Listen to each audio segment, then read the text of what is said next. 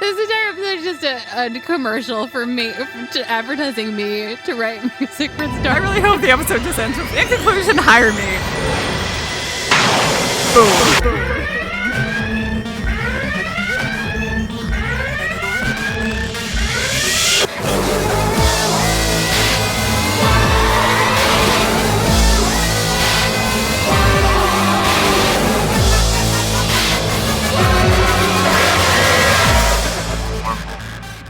Back.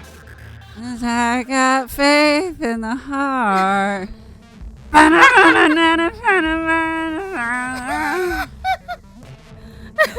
Hello, welcome to Into the Wormhole with Larissa and Lauren. I am your sweet, sweet siren, Lauren Lowen, and with me is my captain.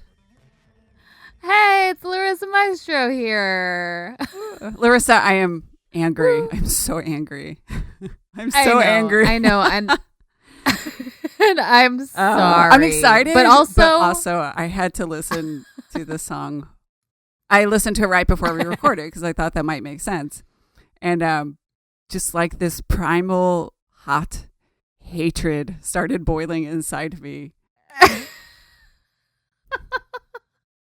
So if you haven't guessed, we're going to be talking about Lauren's favorite song today. This episode has been a long time coming because I feel like even before we started this podcast, we had heated conversations, not heated, but like conversations about this song in which you were like, I fucking hate that song. Passionate discussions. Passionate. Yes. Passionate. You're right. You were like, I can't with that song. And I was like, it's Diane Warren. And you were like, I don't care. That song is terrible and I hate it. But you know what?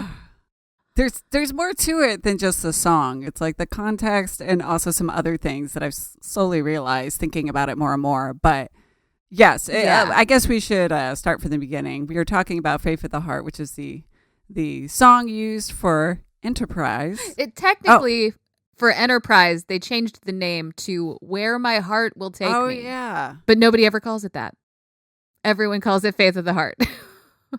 So we're talking about the theme song from the series Star Trek Enterprise. The infamous theme song. The one that stands alone out of all of the Star Trek theme songs throughout history. The one of them that is not like the others. Sounds like an episode of Sesame Street. Right? Which Star Trek theme is not like the others? It's this one. For a lot of reasons. Not just for one reason, for many reasons. So this song was originally written in 1998 by Diane Warren. It was called Faith of the Heart. The name of the song was changed for the Enterprise theme. It was called Where My Heart Will Take Me. I think because they were like, maybe it'll chart again, but it didn't. And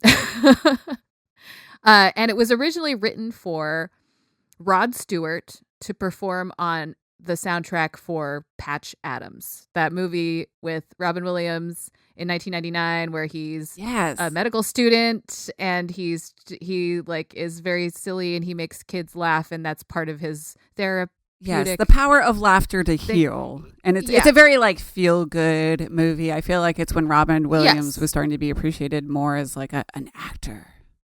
Yeah. A thespian. Man, 90s Robin Wiiliams, man. Like that whole era. Anyway. R.I.P. I know. R.I.P. Anyway, just anecdotally, this is also the same year that Diane Warren wrote I Don't Want to Miss a Thing for Aerosmith to perform on the soundtrack for the movie Armageddon. I had no idea. So does Diane Warren, I'm sorry to interrupt, but is Diane Warren, like, I don't really know that much about Diane Warren. She, we were talking earlier about how, like, technically, like, I couldn't remember if Diane was one of those names that could have been a male name or is, like, Dana or Stacy. And, but anyways, yes, Miss Warren, like, does she focus mainly on songs for movies, or is this just, like, a coincidence right now we're talking about? She's written quite a few songs for movies. That's not how her career started, but she's just written a lot of songs.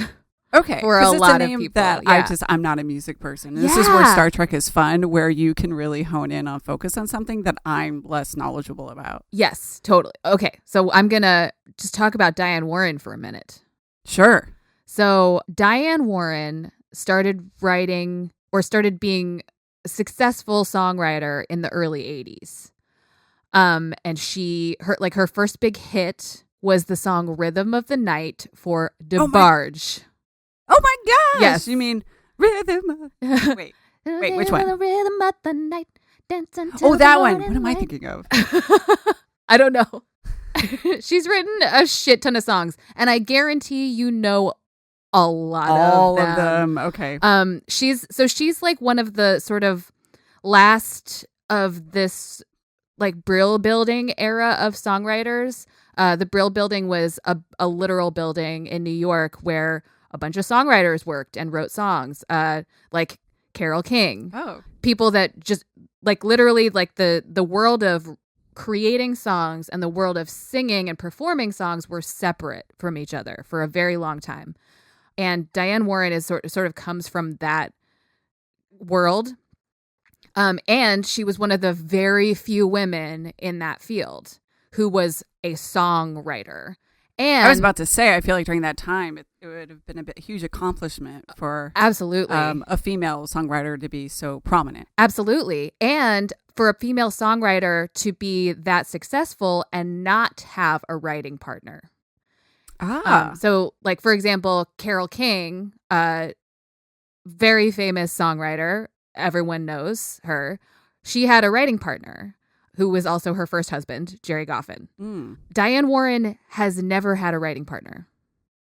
I would say probably 90% of her hit songs she wrote by herself.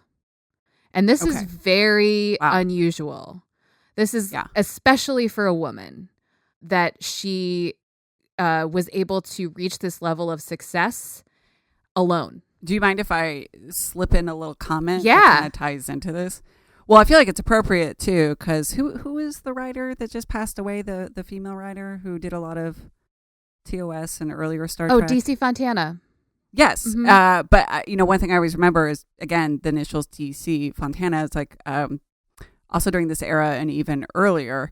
Our listeners may not know this, but a lot of women writers in writing also went by their initials to hide the fact that they were women, because the publishers were worried that people who were fans of the genres they were writing for wouldn't want to read something by a woman. So a lot of times they did go by initials. So it's kind of, that also echoes with me, even though they're slightly different worlds, that she was able to also go by her full name. Yeah. She was able to be like, I'm a woman and I'm writing these songs.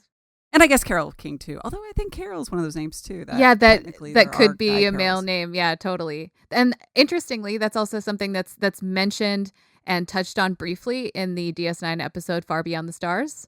They they talk about Kira's character or Nana Visitor's character in that world as using her initials so that people don't know she's a woman. Interesting. It was definitely like a little like hat tip to DC Fontana. Okay. Sorry. Yeah. So I'm just going to talk about again, like just how successful Diane Warren is, because she's an enigma. It's like insane the kind of success she's had. So she has written 9 number 1 hits by herself. I think except for one, which was co-written with someone.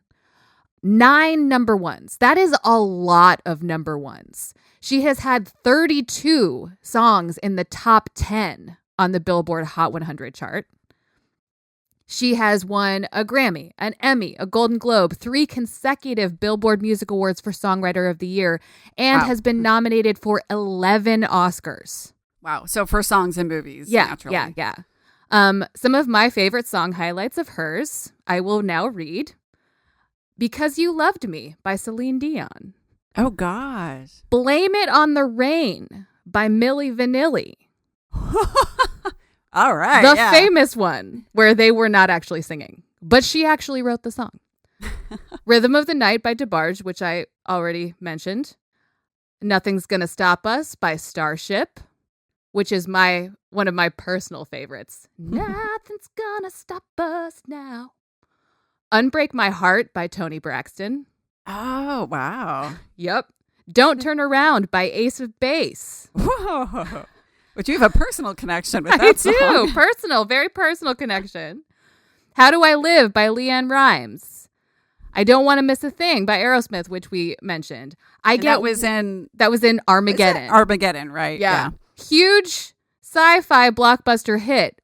Remember that. Remember that in your heads. Huge sci-fi blockbuster hit. I Get Weak by Belinda Carlisle. I love that song. I Was Here by Beyonce, which was a huge, huge song. And my personal favorite that always surprises everyone, the Cher hit, If I Could Turn Back Time. Oh, hey, that's an amazing music video, too. Yes, that song and music video are just top. If I could turn back time, if I could find a way.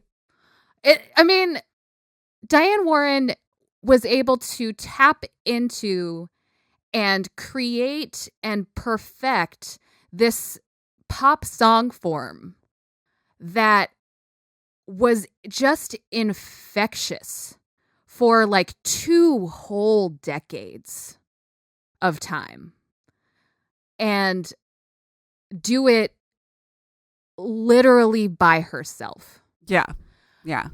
Like she opened so many doors for women throughout her career.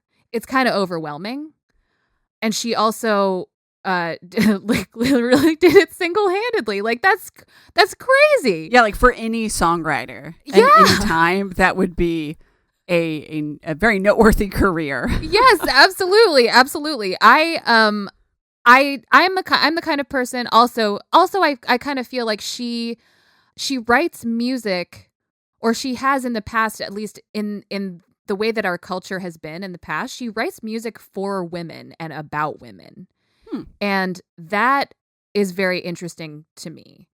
She writes music that women tend to gravitate toward and want to buy and want to invest in and listen to, because I feel like women hear themselves in her music. That's a huge deal.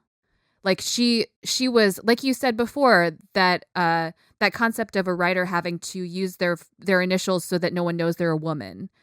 That being a woman was part of what she was selling. Mm-hmm. So yeah, we talked about that a lot, like creatives bringing their experience and their perspective to the creative process. Yes, absolutely. So she never had to like try to be more like a man. She never had to force it. Yeah, exactly. Because the thing that she was selling was that she was who she was, and she was writing for the people she was writing for.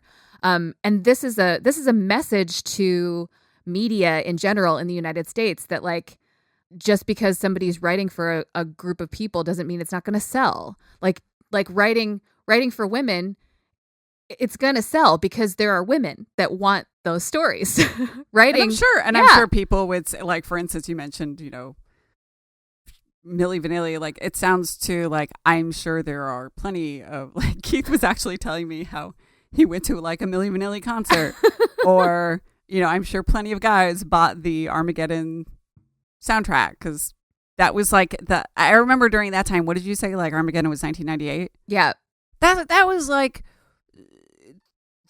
the big thing I feel like for musicians to have like a hit song on a soundtrack. Like yeah. You think what was it, like Goo Goo Doll? What's in remember like City of Angels with Meg Ryan and Nicolas Cage? Yeah. That had like Iris, Morissette's hits. That had Goo Goo Dolls. Yep.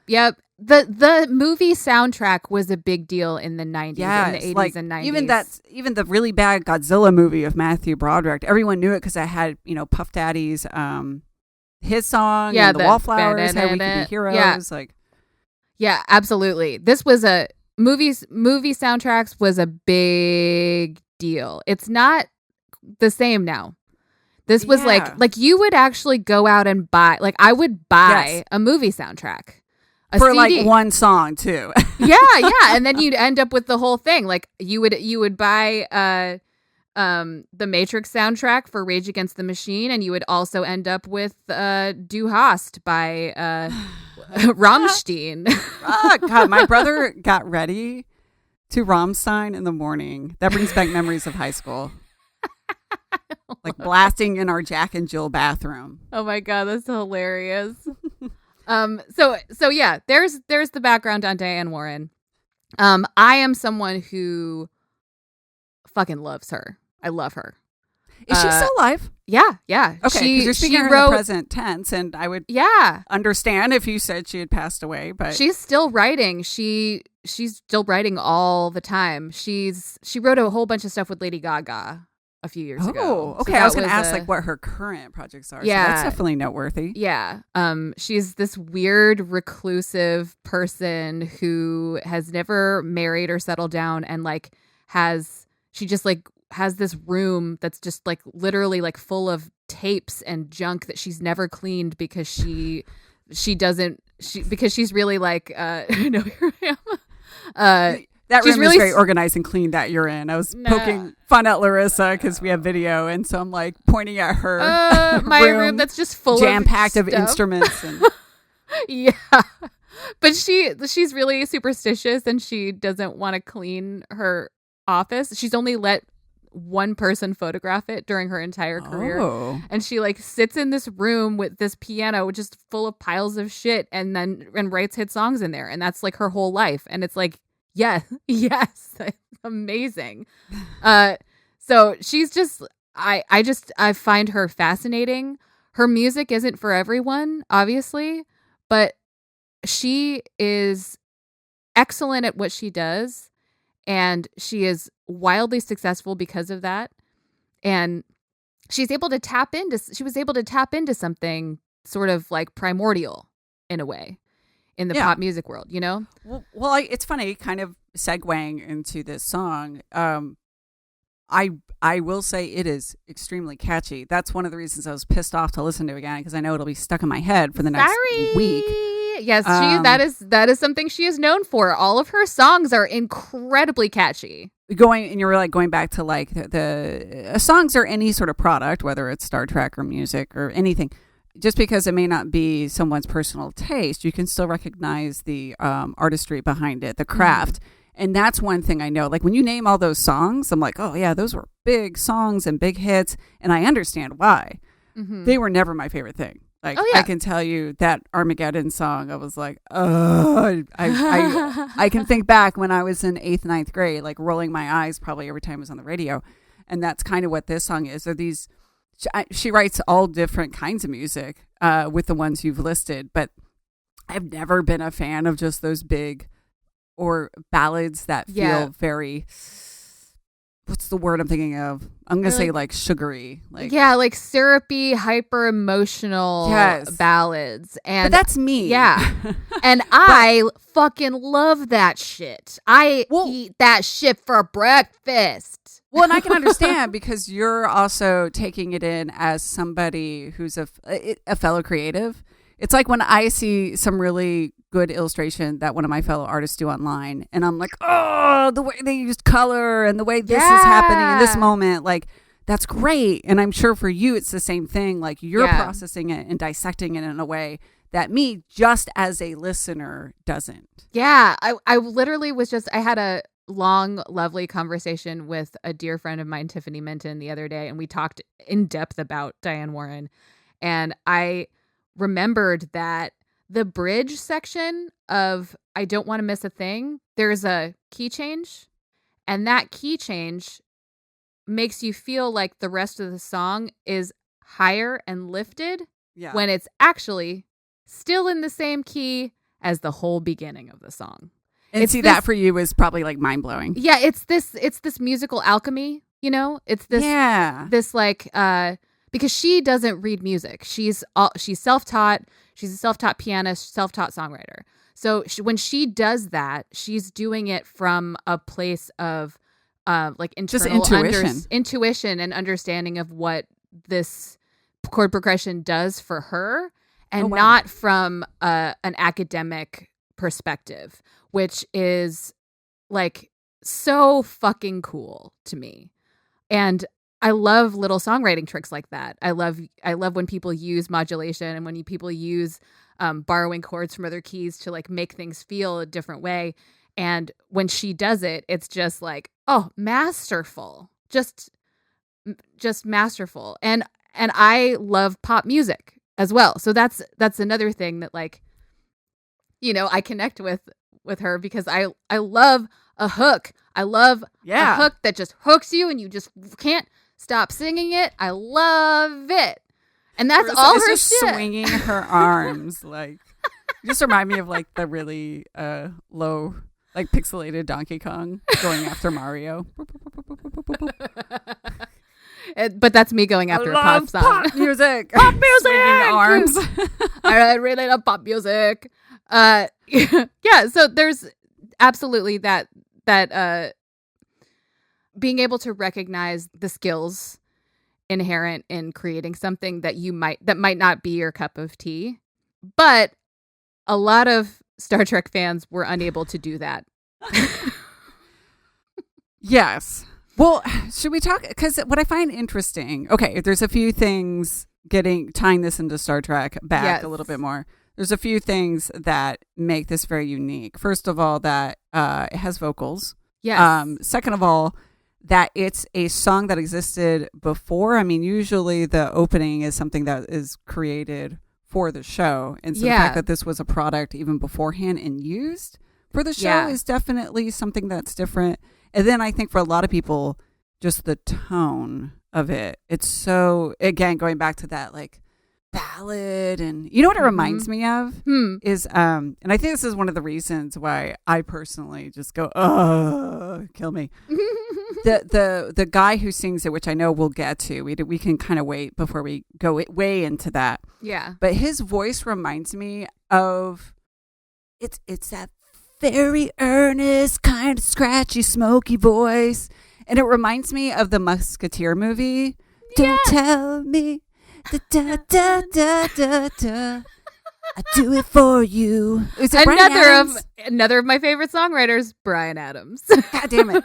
So yeah, it's like that song, and it reminds me of those songs, and I like really find those songs to be a little too much. Oh no, it's not Everything I Do for You. It's called All for Love. All for love and all for one. Okay, yes. It's Bryan Adams, Rod Stewart, and Sting. That's right. It was just the three of them. Okay. I fucking love that song. I love Bryan Adams. I love like what's that? What's the one? What's my favorite one? It doesn't matter. It doesn't matter. We're not talking about Bryan Adams, but I love that kind of shit. Oh, sorry. I was going to say, it kind of makes sense because I have to remember Enterprise was what? It started 2000? 2001. So it wasn't that far off from this period in music. Yeah, but it was far enough off. You know what I mean? Yeah. Well, that's true. Yeah. Things change very quickly now. Yes. So this is a good point for me to get into Rick Berman. Yeah. Now my question is like, so tell me, Larissa, like, how did this all happen? We're talking about how it's so different and unusual. Yeah.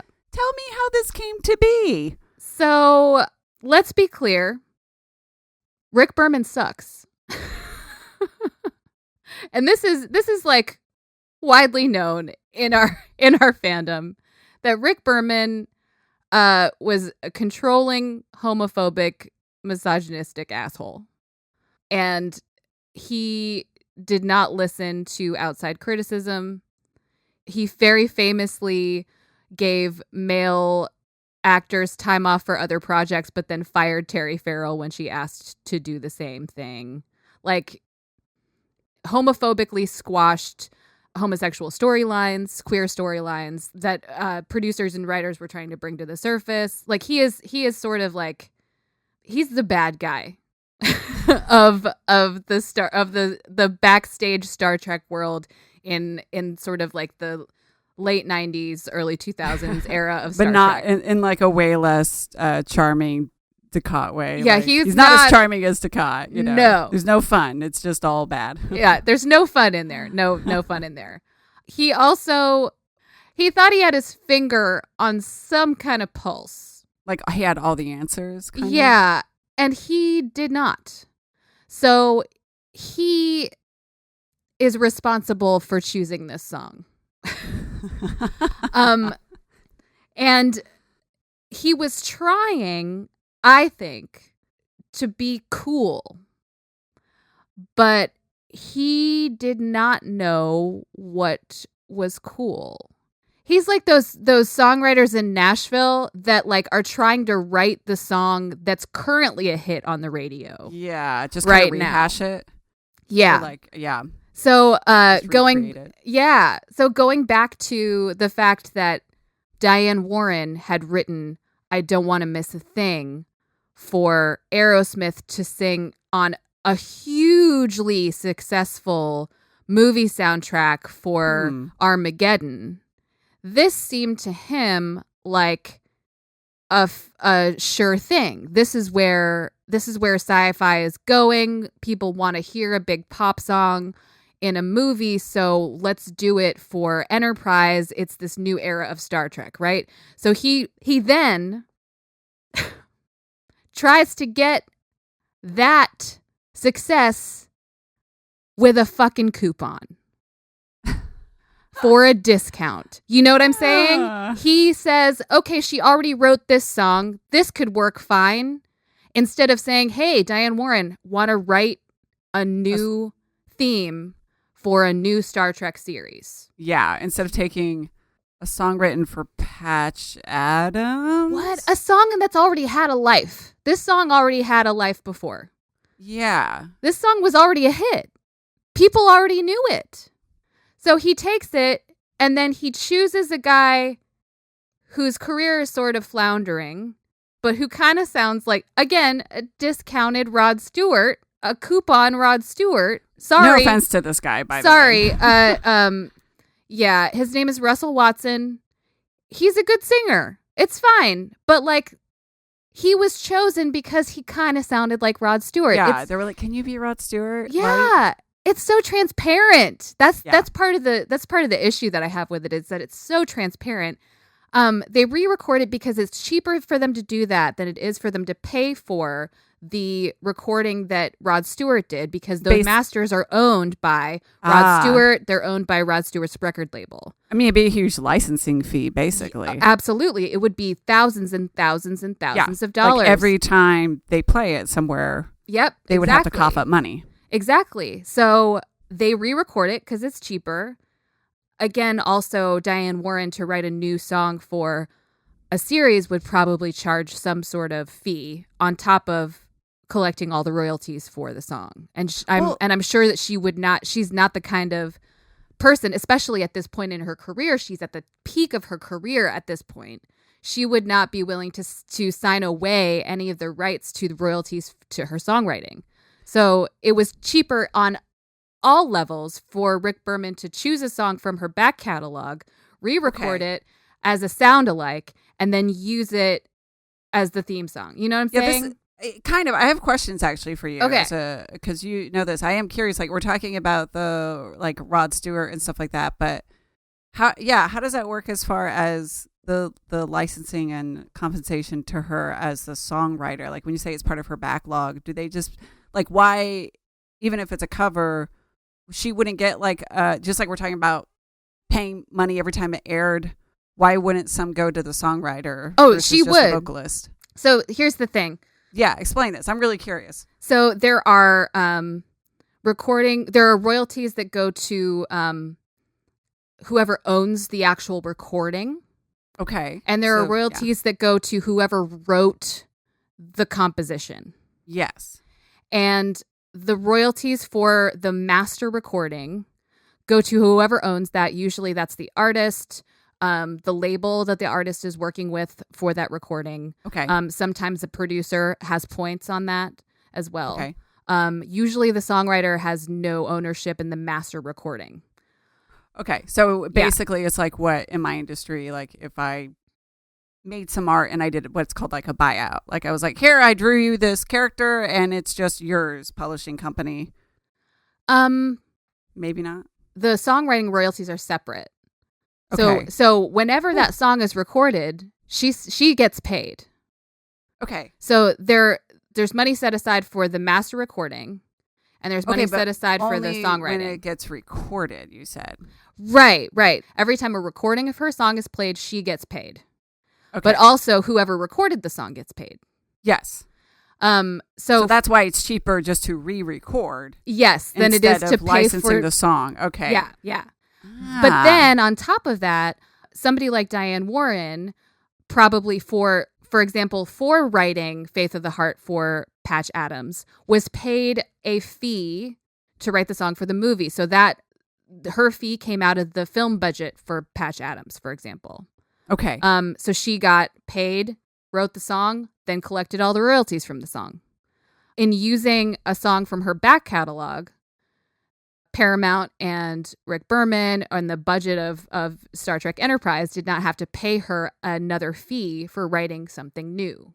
And that's what I was going to ask next is Star Trek, Paramount. Basically, that song was accessible to them.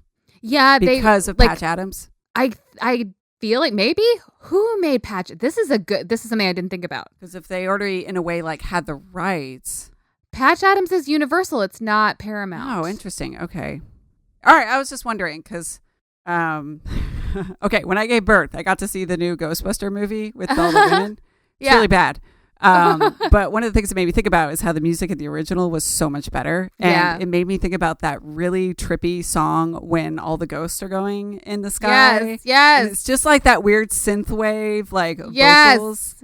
And how it was one of those things where when they were making the movie, it was just a song that was on somebody's desk, like a demo. And they were like, this song's really cool. Use it in the movie. And it just turned into one of those moments. Yeah. But that's what made me wonder if is it just something they had so they could use it, Yeah. I don't know the specifics of like exactly how they found the song. That's okay. That was kind of just a question and they're not expect you to know those, everything. Yeah, those specifics aren't like out there. Like nobody really knows the specific story of that. Like, did Rick Berman watch Patch Adams and he was like, "This is the song. I need this song. Get me this song."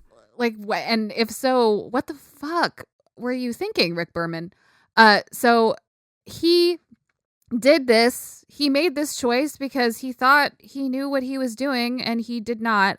Again, this era of songwriting was already coming to a close. This style of songwriting was on its way out. Like, when Diane Warren got that hit song with Aerosmith, they were trying to revive their career at the end of the 90s and had a big hit, but were unsuccessful in reviving their career. Did you actually know that was Aerosmith's only #1 hit? And it was written by fucking Diane Warren. And it was not because of Aerosmith. It was because Diane Warren was writing #1 hits.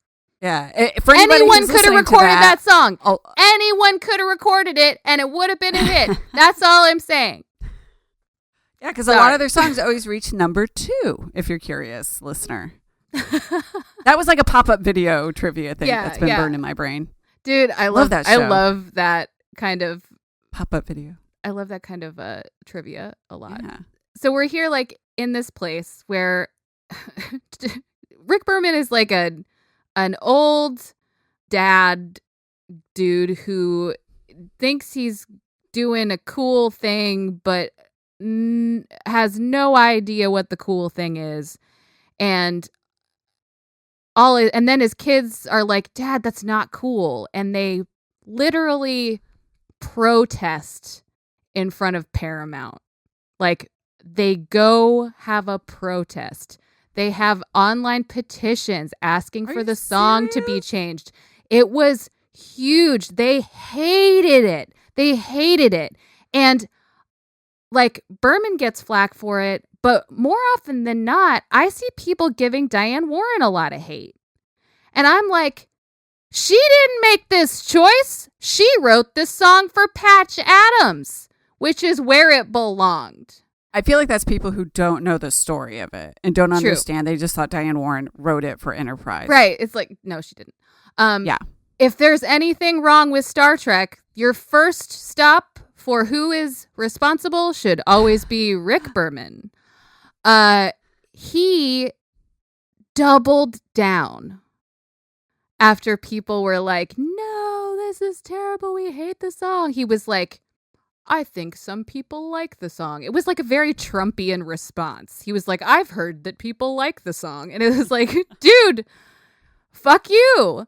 It was maybe the only time that Rick Berman has ever defended and stood up for a woman in Star Trek. Was when he defended his choice to keep this as the theme song of Enterprise. Ha ha ha ha ha ha. Not a lie, though. And then on top of that, on top of doubling down, they re-recorded the song to try to make it better after season 3. For season 3. God. And made it worse. Made it somehow a worse fit for the series than it already was.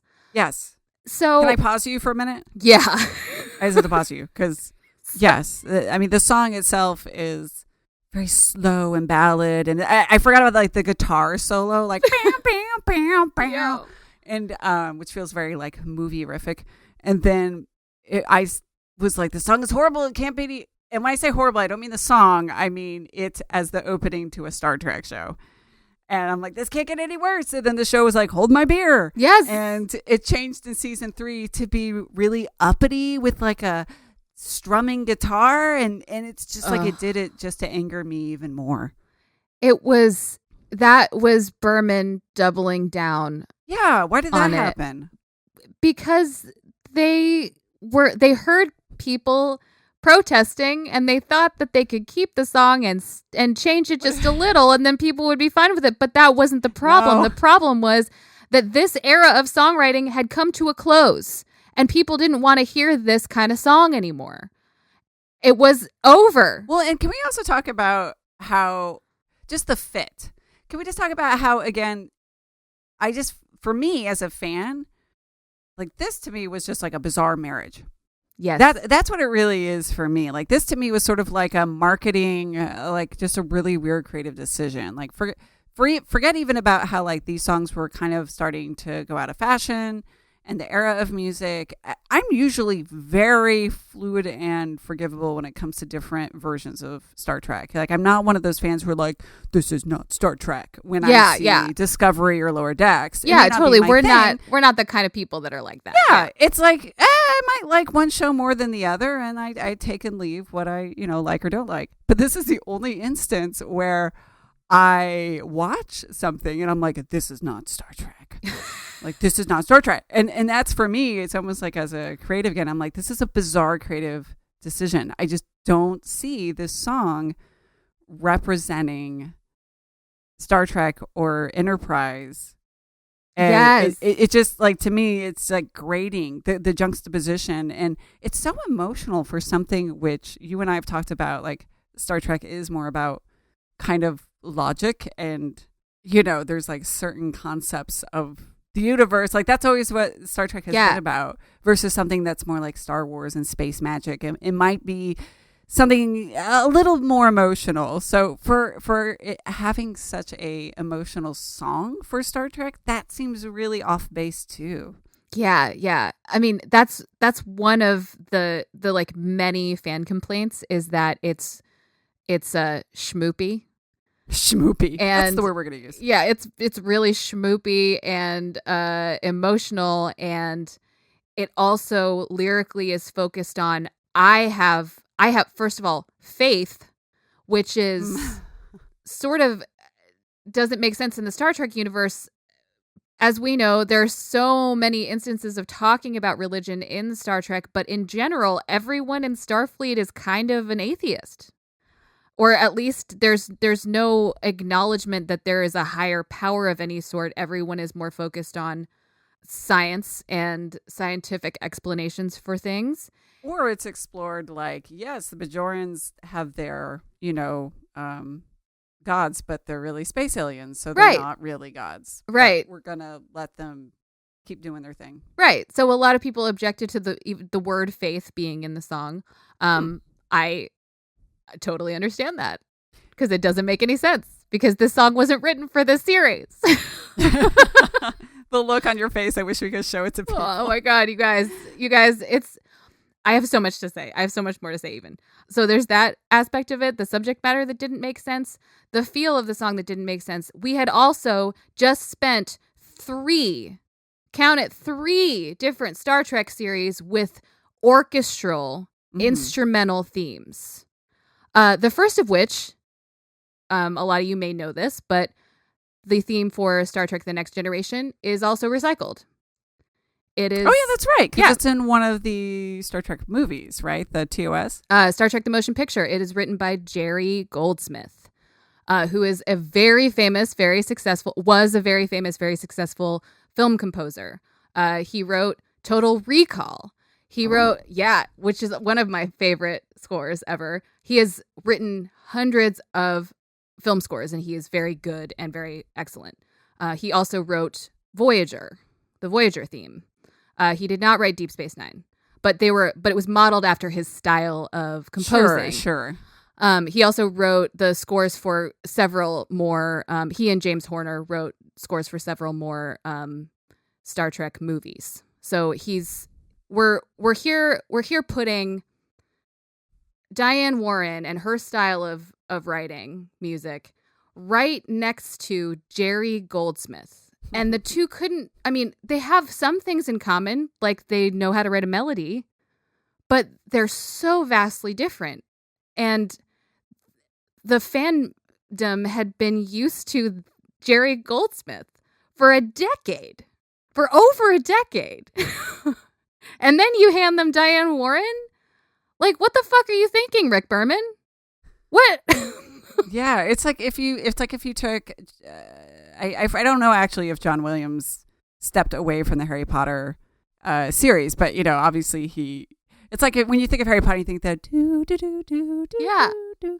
It's like if you took John Williams away and then you're like, hey, let's give Trent Reznor like the next movie. Let's just give him that. I feel like honestly, Trent Reznor would work there. Well, it's almost like it's. I will counter with, it's like instead of giving it to John Williams, you give it to Adele. and again, it's not that it's a bad, like I'm not going to listen to it in my spare time, but it's more just about knowing your product. And because like Star Trek, it's a good story and it's stories and there's a lot of heart into it, but at the end of the day, it's a TV show. Like, we recognize that it's a product. When you're thinking of marketing and those decisions behind it, it's so bizarre that, even if Rick Berman did push it along, it's so bizarre that it happened this way.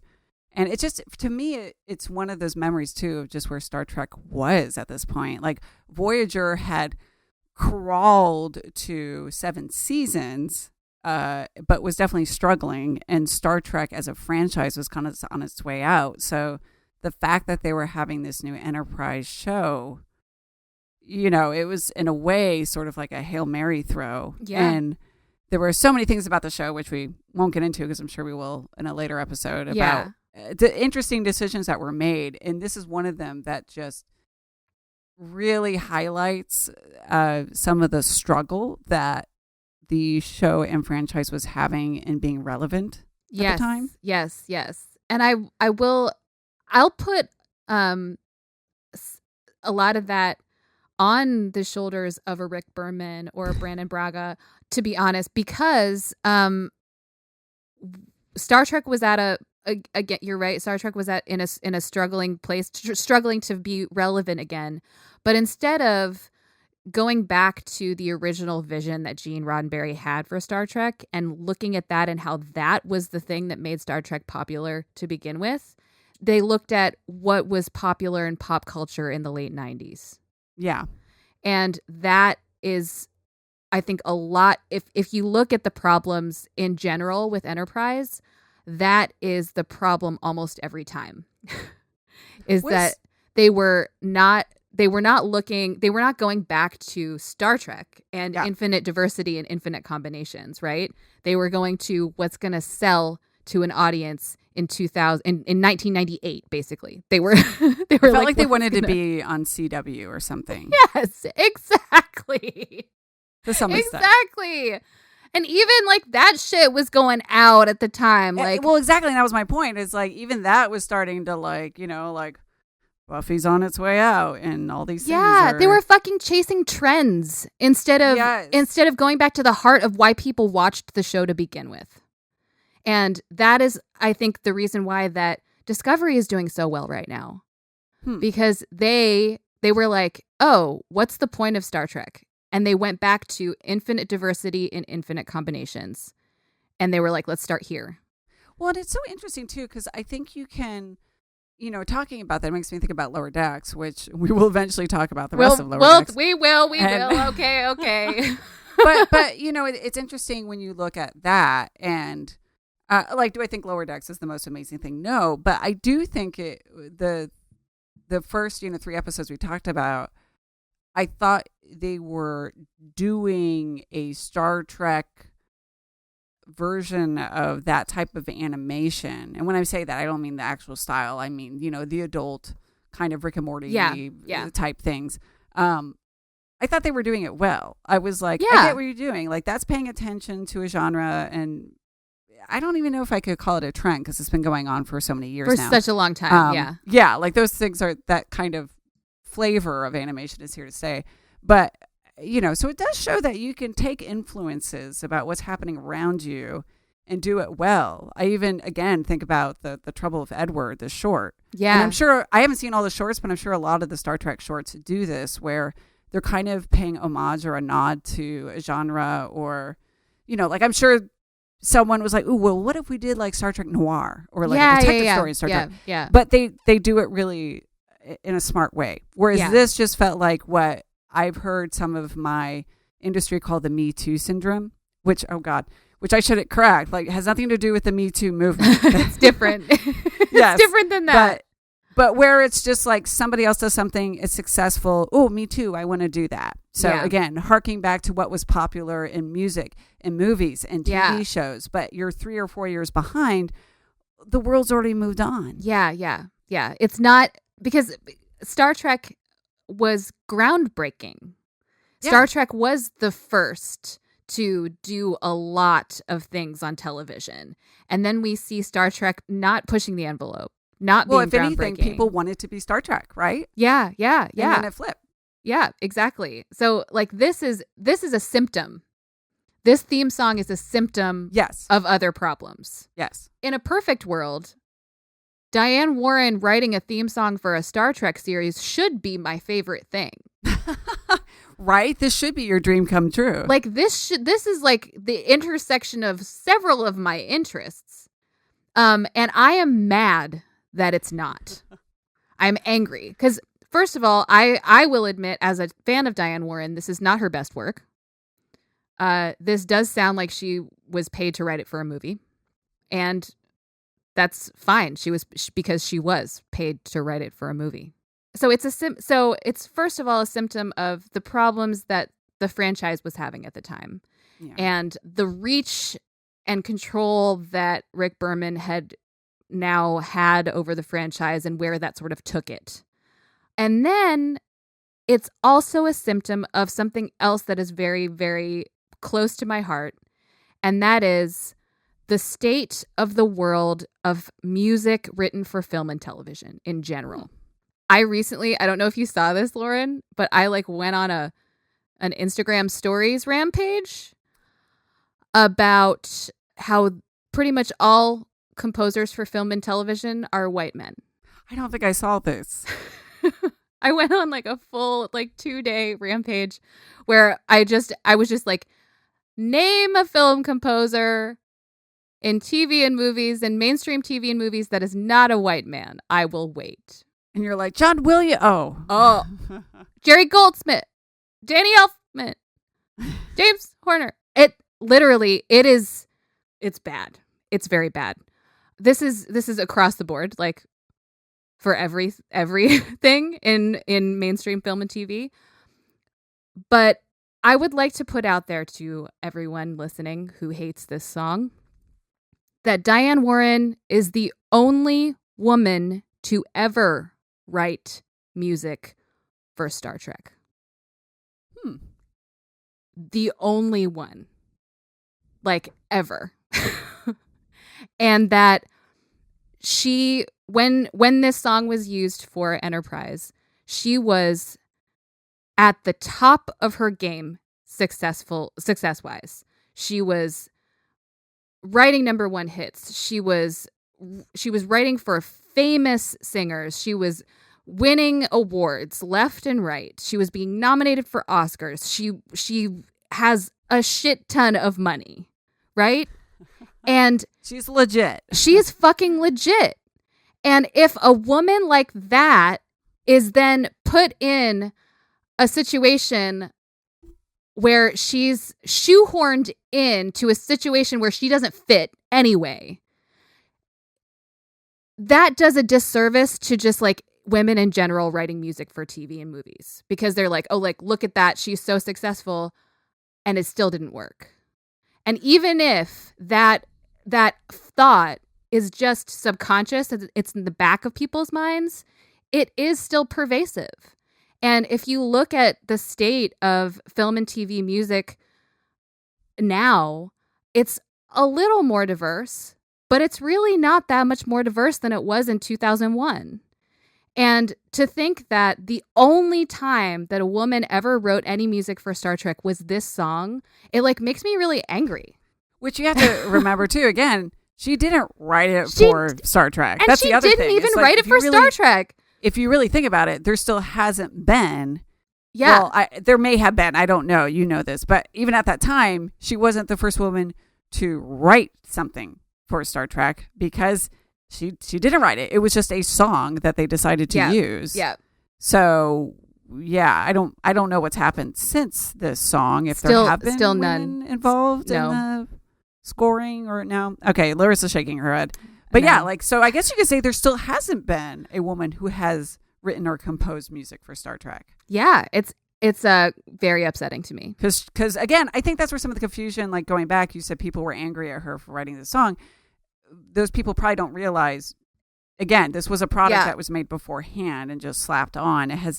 Nobody wrote it in response to Star Trek. Yeah. Let me ask you this, just because you're talking get about mad at Rick Berman. Get mad at Rick Berman. Don't get mad at Diane Warren. Get mad at Rick Berman. Yeah, this was written for a Robin Wiiliams feel-good movie. For fuck's sake. It works great for that movie. It does. It works great. She nailed it. She did. She nailed it. When she's given an assignment, she nails it. Yeah. She very much nails it. I was going to ask because you were talking about, just white, everyone's been male and everyone's been white. Have there been any black or, people of color? Oh, Larissa shaking her head. Are you saying writing music for Star Trek? So it's no. Still, all right. No. I mean, so when even I went on Star that Trek, like short tracks, you haven't noticed anything? Michael Giacchino. Oh yeah, that came up before. Yeah. I think. And he's excellent. He's an excellent composer. He wrote the score for the J.J. Abrams reboots. Oh, okay, cool. And he's written some of my favorite modern scores. He wrote the score for Up. He wrote the score for The Incredibles. Oh. He's excellent. He's excellent, but he's also still a white man. So when people imagine a composer in their mind, they imagine someone like John Williams. It's the same as like imagine a doctor in your head. Mm. For most people, they imagine a white man. Imagine your dad. Oh, my dad. Yeah. It's true. Kind. A kind dad with a beard. Kind eyes. Yes, very kind. But this is not just a problem in Star Trek. This is a problem in general. And if we're talking about infinite diversity and infinite combinations, if we're talking about how this new era of Star Trek is bringing more people with diverse backgrounds into more jobs within the making of these new series, then we have to talk about music. The process. Yeah. Yeah. And it's something that I think every show and every movie should be talking about, but they're not. And if we're gonna talk about it, can we please fucking talk about it on Star Trek? Because during that rampage I went on where I was like, give me composers that are not white men. And I got maybe I got several responses from people who mentioned the woman who wrote the score for Joker that won the Academy Award last year, and that is a big deal. But I only got one person mentioning someone that I didn't already know.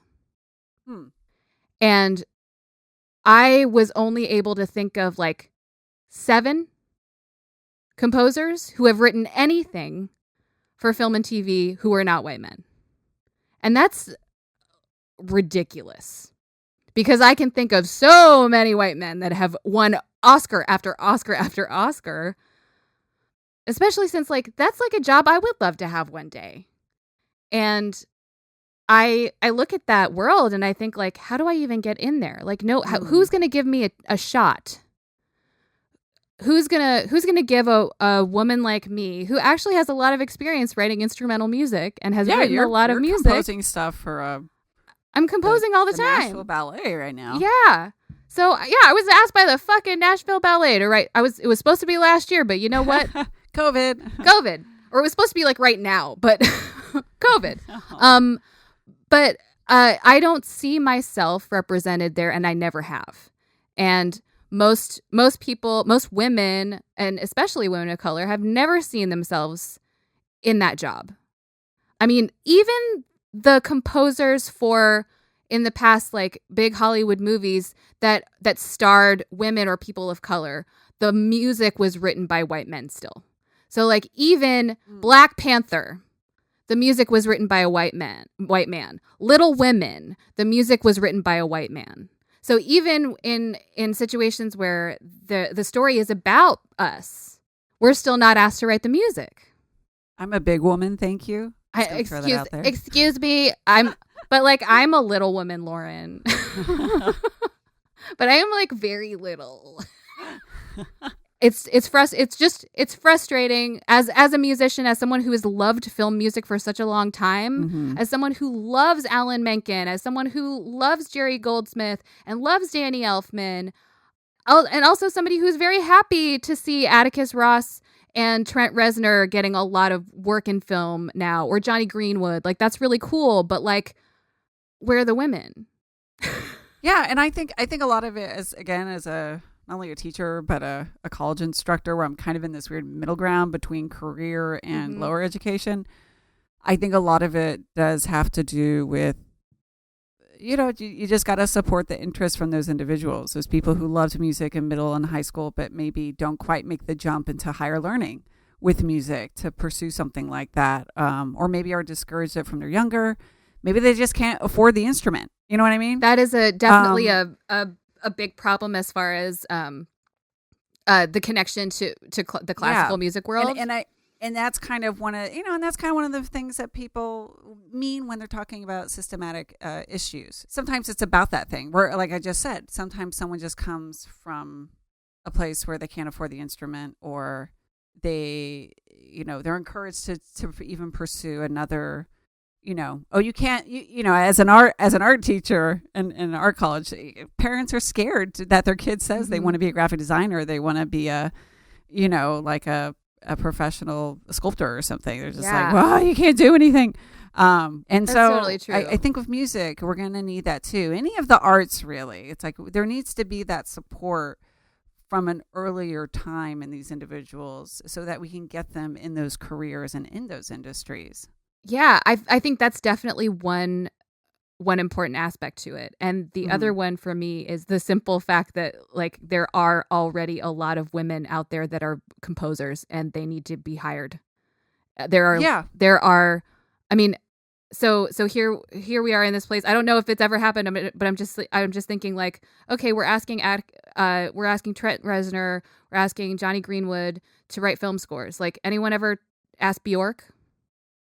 That would be awesome, by the way. Right? I'm like, anyone? She did Dancer in the Dark, but that was different. That was like, different. Yeah. Like anyone ever think to ask Imogen Heap to write a film score? Anyone ever, I'm just like, I'm thinking like it occurs to people to ask. It just automatically occurs to people to ask white men to do things like this. So I'm like, it kind of goes back down to gatekeepers too. Like yes. I've been really lucky to teach at some top art colleges in the country, but it all started because a white man took a chance on me. Yes. Yes. And I totally recognize that. That's big. It's one of those things to be aware of. And I'm trying to be more aware of it too, not just for, like there's several times that I get asked to do a job and I can't take it. I'm too busy or it's just not the right job for me. And I'm like, but I can recommend some artists. And I've been trying really to make sure I'm recommending not only people that are talented, like obviously, but like I really am asking myself, like, who am I opening the door for? Yes. And trying to get people who are younger in their careers or, like, again, it's like that's part of it too. It's just like the people you hang out with and who are in your circle. That's kind of a systematic circular thing too, where, I have asked like, wow, these 3 people I'm recommending, I kind of take a look at the list and I'm like, are they all one gender? Are they all white? And being like, maybe I should spread the wealth. Yes, exactly. And I feel like getting new voices into that world has to be a priority for some of these people with power. And until that happens, it's going to be real. I'm still going to be every year like, are there really we're just going to keep asking John Williams to write more scores until he dies. He's he's fine. The man's busy. The man's busy. I bet he's tired. It's also as a musician and as somebody that loves to listen to this kind of music, I would really just love to hear something fucking different. Well, and it's so important with a genre like sci-fi. Yes, it has to be different. Well, not only that, I feel like from a creative process too, if you get people who are coming from all different backgrounds and stuff, I mean, one of the wonderful challenges about sci-fi is that you were literally making alien races. You were trying to come up with things that are bizarre and no one's ever seen before because it's an alien race. And if you have all these people who are, not that like just because I'm white and someone else is white, we're going to listen to the same music. Yeah. But just the idea that the more diversity you get in a sci-fi creative room, then the more types of music, the more types of literature, the more like this and this. So, you just start to get this really interesting soup going on where you could, I would love to see what would happen if you took 3 musicians who come from different parts of the world and different cultures and backgrounds and see like what cool music they can make combining, well, I've never heard of this instrument, but oh yeah, this is like an instrument that, Yes. Again, we're also going back to infinite diversity and infinite combinations, which is like where a lot of the new creative stuff always has come from. People coming from very different backgrounds come together and make something together that they couldn't make alone. And it's always great. It's great to like look at this new Star Trek and see more diversity happening in all different aspects. Like we're seeing more diversity in directing, we're seeing more diversity in producing and in the acting cast and the voice casts, and all of that is great. There's this one place that we're still not seeing it, and we're not seeing that in general in all of this kind of art. Well, and again, I think it has to go to, especially in last year, there's been a lot of talk about how it just put in a little extra effort. Like I said, when I recommend somebody to an art director, when I say I can't take this job, but let me recommend 3 artists that you should check out. Yeah. It's like I take an extra fucking minute and remind myself. I go through my Instagram or I look real quick online. There's plenty of sites that recommend like certain artists of certain backgrounds, and throw them that way, to that artist. And it takes me an extra 5 minutes. I wish y'all could have seen Lauren's face. When she was like, take an extra minute. And that's like really what it really comes down with. People are sometimes on autopilot and they just suggest like people in their peer group. And when you look around your peer group, it's not uncommon that your peers tend to be more like you. And, maybe you need to step out a little bit. That seems like a very Star Trek thing to do, step out of yourself for the benefit of others. Yes. You know what? I think it's that it seems just so Star Trek to be making more headway as far as that goes. It seems like that would be something that Star Trek would want to do and would be paying attention to right now. But they haven't been. And I'm bummed because I love Star Trek so much, and I also love film and TV underscore so much. I love that kind of music, and I love how important it is to a show. Like music is so fucking important to a show. Music can make or break a show. As we have been talking about on this episode of our podcast, music can make or break a thing, and sometimes it breaks it. And here we are in a spot. Here we are talking about Faith of the Heart and how it, in a lot of ways, is a symptom of what broke Enterprise and what broke the Star Trek franchise in the early 2000s. So, like, let's the first impression. I mean, that was the first impression of the show. Is for fuck's sake, opening. Music can break a thing. So, like, bringing in more perspectives is always a good thing, and especially on a show like Star Trek. And that's a thing that we say a lot on this podcast. We say like we're hoping for Star Trek to always continue to be more diverse in general.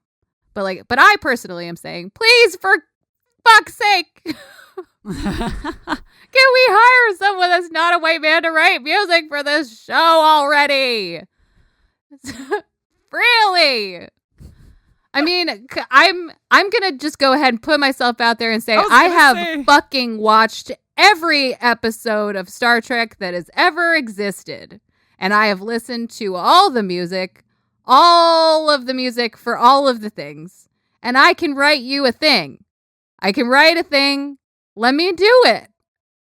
I know they've already probably hired a white guy to write the music for Strange New Worlds. I know that they have. Oh, I've been frustrated with this situation for years. And I feel like I years. entered this episode very angry, and we're leaving with you very with angry. me being angry. I mean, I'm upset too, but you're like, yeah. I'm like, no, because like, I mean, I'll leave it here with the only woman who ever wrote any music that was ever used in any Star Trek is one of my favorite songwriters, and she was sort of vilified for her contribution.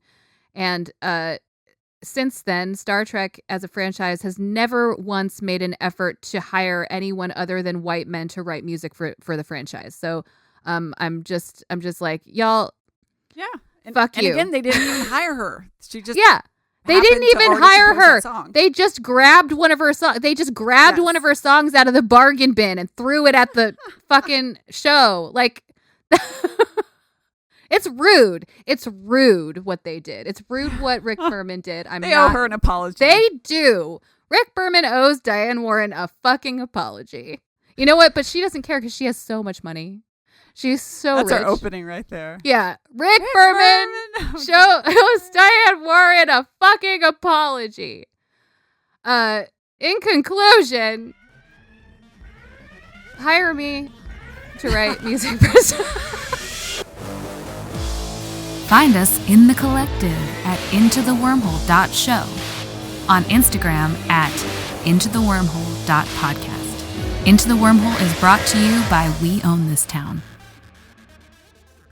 Man, it's just like hard for me to like be excited for a white guy for getting a job. A white guy for getting a job. A white guy for getting a job. A white guy for getting a job. A white guy for getting a job.